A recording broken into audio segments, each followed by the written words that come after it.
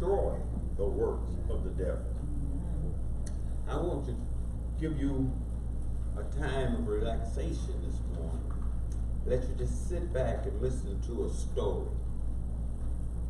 In the book of 2 Kings, chapter 5, it says, "Now Naaman, captain of the host of the king of Syria, was a great man with his master, and honorable, because by him the Lord had given deliverance unto Syria. He was also a mighty man of valor, but," don't you love those buts? Yeah. "But he was a leper.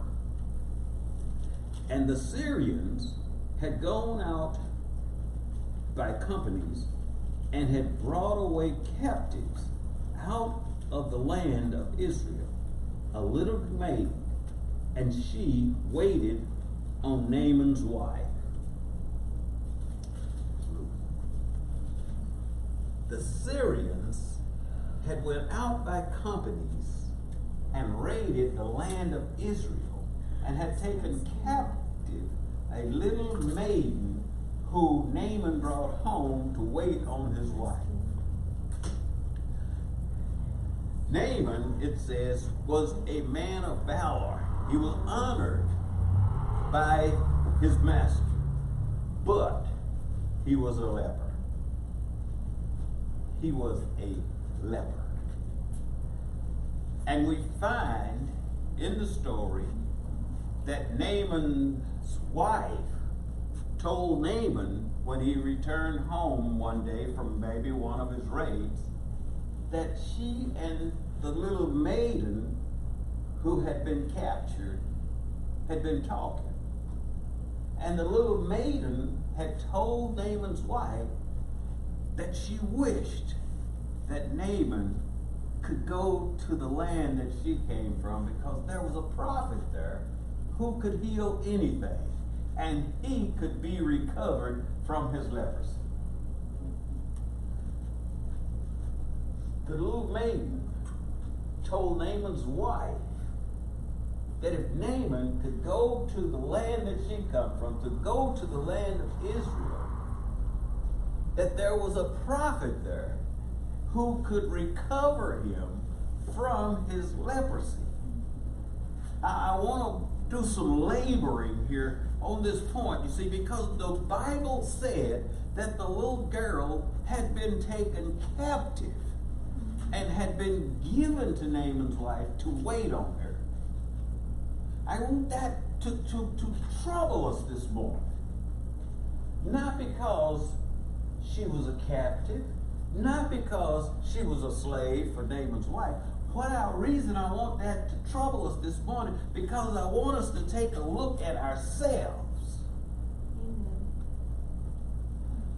The Bible says, "And a child shall lead them."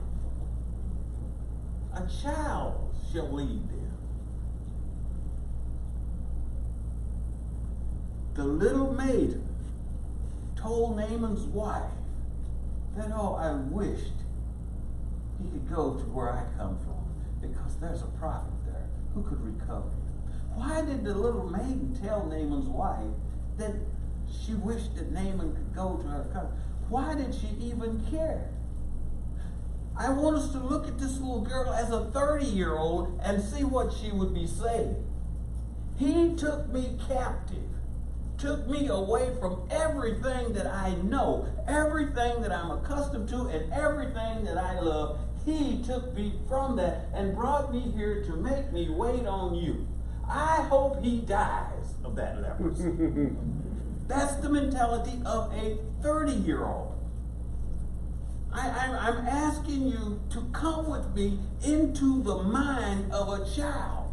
That child had compassion because she was with Naaman's wife all day long, and she saw what Naaman's wife in a state of worry and concern because she knew that her husband had leprosy and there was no cure, and sooner or later he would be quarantined, he would be isolated, and sooner after that he would die. So Naaman's wife had a heavy burden on her, knowing that she would become a widow not after many days. And the little child saw that and had compassion for Naaman's wife. She didn't want her to feel that way. I'm saying a whole lot here this morning because the scripture tells us in Matthew chapter 18, verse 3, that unless we are converted and enter the kingdom as little children, we will be not able to enter in. Do you understand what I'm saying? This little maiden had fallen for Philippians. It's a Philippian. For she had esteemed others higher than herself. She didn't care what had happened to her. She had compassion on Naaman's wife. And doesn't the scripture say that if we have the mind of Christ, then we will esteem others higher than ourselves?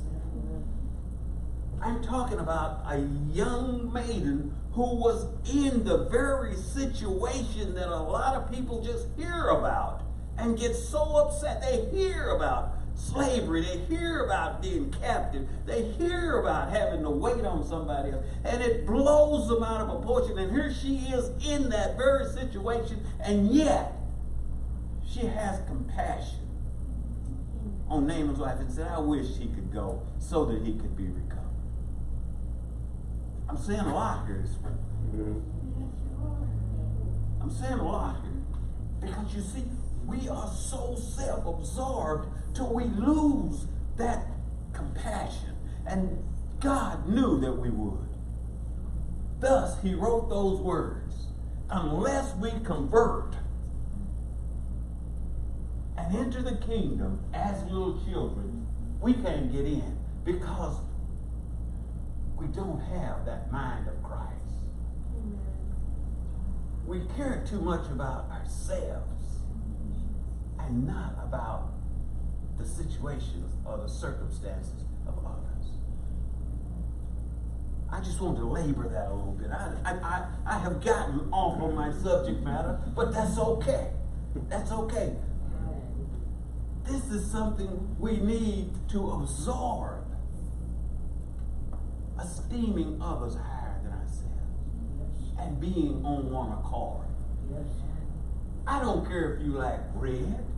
I don't care if you like blue. I don't have to like it just because you do. But if we both are seeking Christ, then I'm in it with you. Amen. You see, I don't have to believe what you believe other than the things that are most important. This is what he's trying to point out here. That we need to refrain from selfishness and be as a little child who is willing to overlook my hardship, but be concerned with yours. So, when Naaman's wife tells him what the little girl has told her, and it impresses him to the point that he goes to work the next morning and he tells the king. My wife says that the little maiden says that if I could get to Israel, there is a man over there who could heal me from my leprosy. And the word says that the king thought Naaman was an honorable man, and he lifted him up into high esteem. So the king says, by all means, go, and I will write you a letter. So he wrote Naaman a letter to give to the king of Israel when he got there, to make sure that he got the best service, because the king said, you should do this. And Naaman went to Israel with his entourage, because he was the captain of the guard. He was probably number 3 in hierarchy in the country. He's a big man. And he shows up to the king of Israel, and he presents him with the letter that the king of Syria had given him. And when the king read the letter, it says that the man who gives you this letter, I'm sending to you to heal of his leprosy. And the king tore his clothes and said, you see, this guy's trying to pick a fight with me. Who am I, God? I can't heal leprosy. He's just trying to start a fight with me. But thank God for regular folks. The king was upset about what had been presented to him, and he didn't even think of what he could do. But somebody in the audience ran out and told Elisha, the king has torn his clothes, because they said that he needed to heal this man. So Elijah sends him a message and says, send him to me so that the world will know that there's a prophet in Israel. And the king sends Naaman out to Elisha. Yes, sir. Elisha. There's two. Elijah got taken up in the whirlwind. Elisha stayed. That's the one I'm talking about. Elisha. I want to make sure. Elisha. S-H-A. Amen. I-S.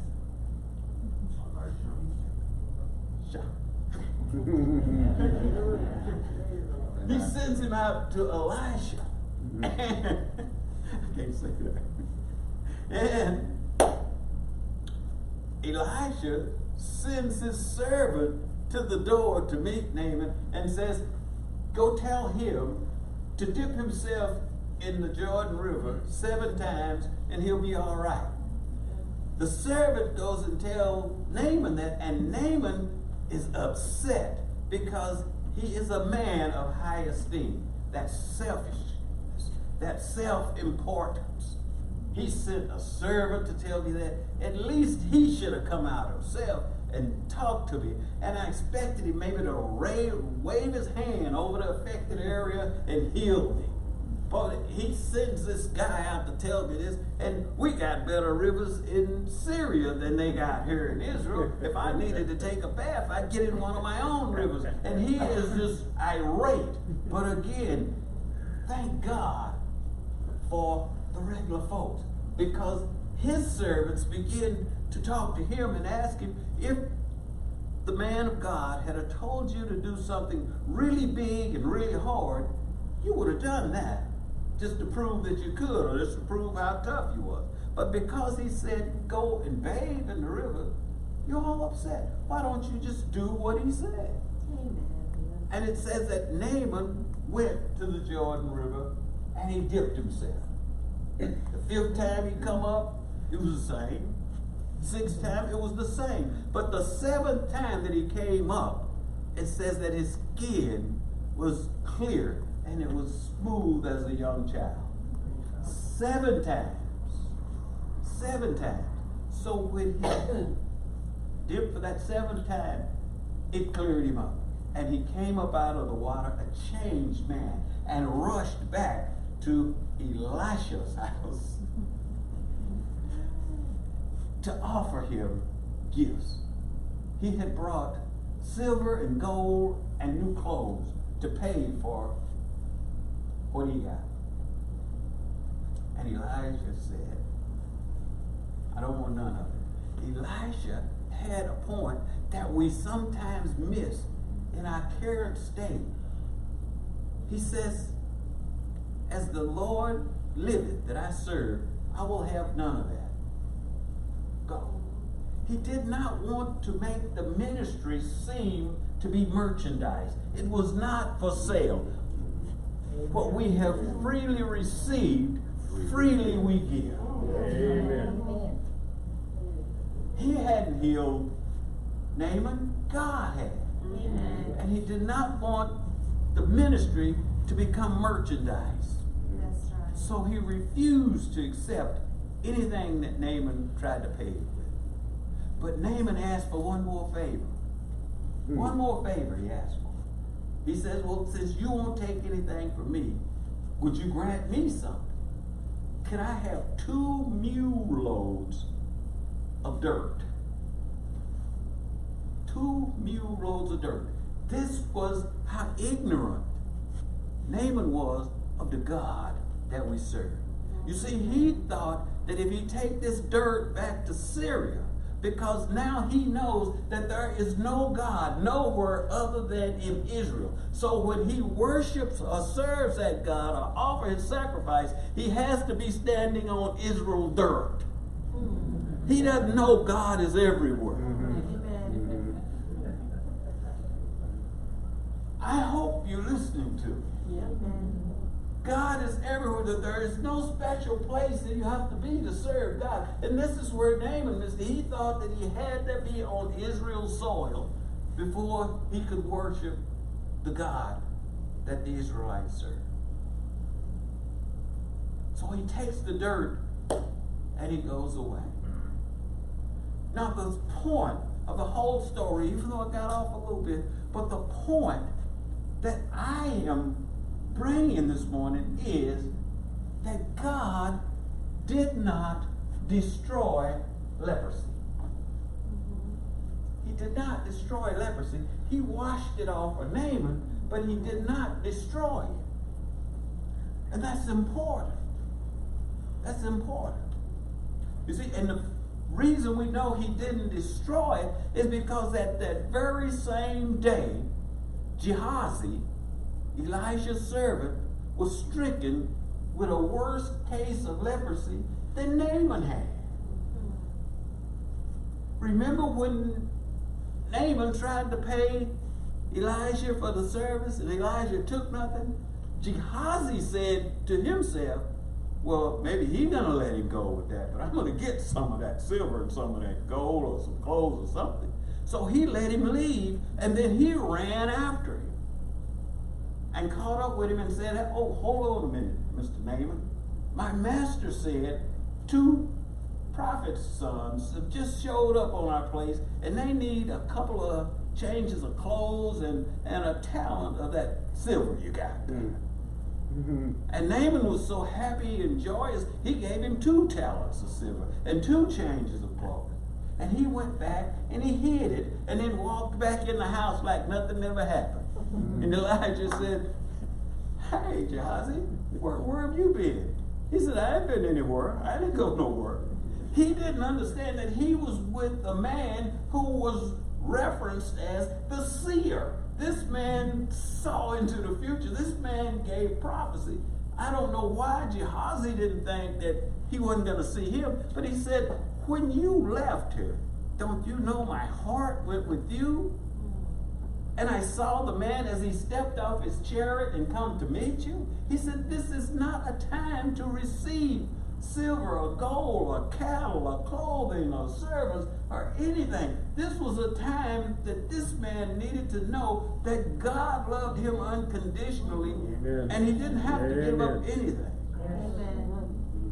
So Gehazi ended up with a worse case of leprosy than Naaman had. So you see, God did not cure. He cured Naaman by washing the leprosy off of him, but he did not destroy leprosy. And when we get to Matthew chapter 5, if you recall, Matthew 8, when Jesus finished his Sermon on the Mount, as he was coming down, he was approached by a man that the Bible said had a bad case of leprosy. It says that he was full of leprosy. He was full of leprosy. And he asked Jesus one question.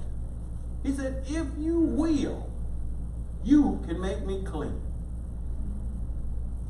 If you will. Not will you, if you will. What is it your desire? Do you want to? If you want to, if you desire to, you can make me clean. And Jesus said, I want to, I desire, I will. And it says he reached out and touched, and immediately his leprosy was gone. Immediately his leprosy was gone. Jesus said, I will, I desire to heal you. I want to. I want to. And it brings us to our reading that our sister read this morning, 1 John 3:8, where it says that he was manifest. Jesus came to destroy the works of the devil. Jesus came to destroy the works of the devil. And I know somebody's going to say, well, wait a minute, preacher. I thought he came to take away my sin. You're right, he did. He came to take away your sin. But you have to understand that sickness is a derivative of sin. When sin came in, it brought death and sickness with it.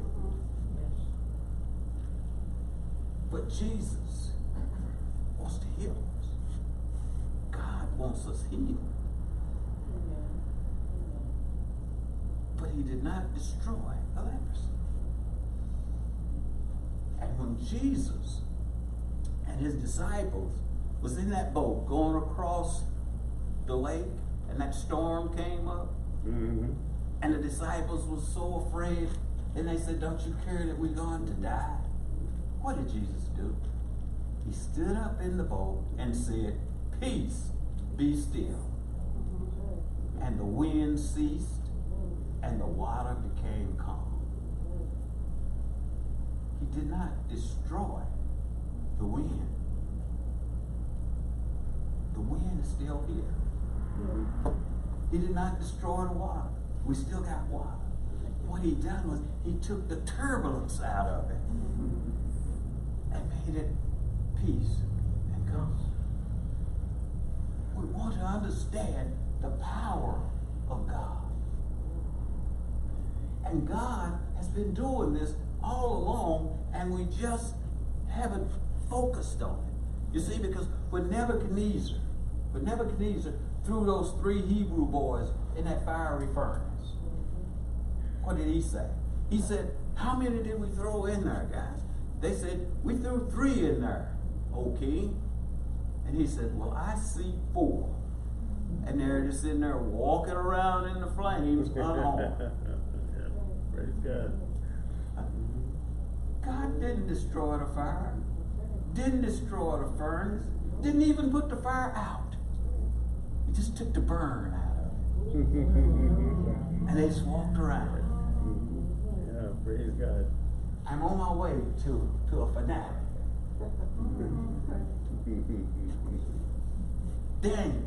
Daniel messed around and got thrown in the lion's den. They didn't feed those lions for a while because they knew they were going to throw Daniel in there. So when they got Daniel and threw him in the lion's den, what happened? The lions lost their appetite. The viciousness was gone out of them. Daniel and the lions had a slumber party. He got up the next morning and left. And the guys who threw him in there, they threw them in there. And it says that the lions leaped up in the air and tore them to pieces before they hit the bottom of the pit. Hit the ground.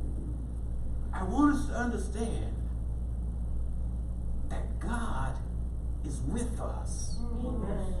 And when God is with us, then evilness, death, and sickness, all of the dangers can't come near us. Amen. When Job is another good example. Job had that hedge of protection around him. The devil said it. Have you tried my servant Job? The devil said, you got a hedge of protection around him. You got that hedge around him. In other words, I tried, but I can't get to him for that hedge. That was not bushes or a fence. That was the power of God. Amen. Because you remember what God said about Job, that he is perfect and upright. He's perfect and upright. He fears God, and he stays away from evil. Amen. Praise God. When he is with you, no hurt, harm, or danger can come to you. Amen. So we have to discuss within ourselves and understand these truths that are presented to us so that we can walk in the light that God has given us, and he's given us all the light he has. Everything he knows he has delivered to us. Amen. We just have to receive it. We have to receive. Romans 8:31 says, what shall we say about these things? What things?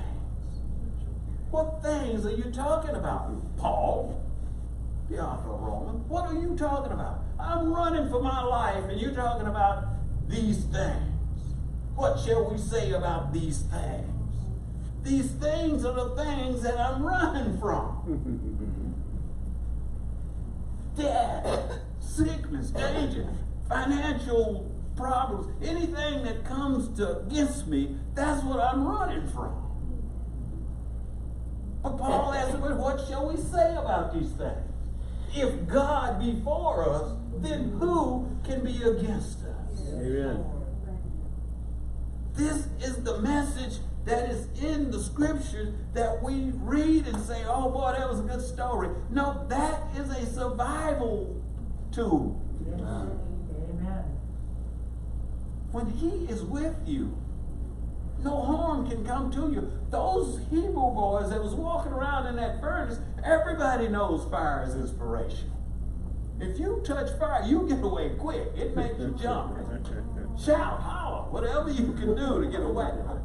But they were casually walking around in the fire. Why were they walking around in the fire and not scratching on the door trying to get out? Because he was in there with them. When he is with you, then all things is all right. Amen. You don't have no problem. At the Romans 8:38, just down the street, it said, I am persuaded that neither death nor life, nor angels or principalities, nor things present or things to come, nor power, nor height, nor depth, nor any created thing can separate us from the love of God. Yes. Yes. Amen. I hope you're understanding that. But you see, that is not the whole story, because he made us in his image and in his likeness. So we have a part to play in that too. We have to accept and receive. He's not just saying that we can go out and drink strychnine because he's going to protect me. Watch this. I'm Superman. And drink, you will die. Because that's what strychnine does. It kills you. But if the enemy gives you some strychnine, that's when he will be with you. Amen. That's when he will protect you. You can't lift your finger and stick it up into a light socket to prove that God will be with me and God will save me. You will die. Amen. Thank you, Jesus. He will be with you when you do your part.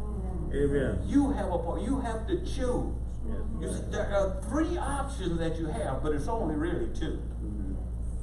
You can go with God, you can go with you, or you can go with the devil. All right. But you see, you and the devil are in the same game. That's right. Yeah, Because there you go. have a sinful nature. God doesn't have that. So you see, when you choose to go with you, Amen. well, I ain't going with God or the devil, I'm going with me. No, you're going with the devil. That's There right. you go. It's him or us. And that's what we have to choose. And when we choose him, then we are privy to walking out of the lion's den. Yes. First thing in the morning after having a sleepover. 7 hungry lions. And we can walk around in the fiery furnace. God is with you, and God wants to protect you. The man said, I will never leave nor forsake you. He will be with you as long as you are with him. Amen. But it is your choice to make. Malachi 3:6 tells us he is the Lord and he changed not. So what he did way back there, that's the Old Testament when when Naaman did all that stuff. That don't apply to us today. Yes, it does, because he said, I am the Lord and I change not. Well, that was in Malachi. That was the Old Testament too, so you know it's going to say that, because that's what it means. No, but you go to Hebrews then and say Jesus Christ, He's the same yesterday, today, and forever. You can't escape it. He is not going to change. You have to change. He's not going to change. You have to change and get on His divine plan. Lord, why me? What did I do to deserve Oh boy. You, my friend, are out from under the umbrella. You have to get under the protection of God in order to realize the protection of God. Again, this is our opportunity to self-evaluate and to always seek the Lord in all that we do and say. So I came by this morning to ask 2 questions. Who are you and who do you want to be? And when you work those out, then you can work out your own salvation with fear and trembling. That word. That's it. Who are you and who do you want to be? And then you can work out your own salvation with fear and trembling. Because this is not a matter that should be taken lightly. It is serious business. Even though you can have joy in it, because the joy of the Lord is your strength. Yep, man. So when you know the truth, you can go boldly in your walk with Christ. Because it is the truth that makes you free. Amen. So know who you are. And then decide who you want to be. And then you know which direction to take. Amen? Amen.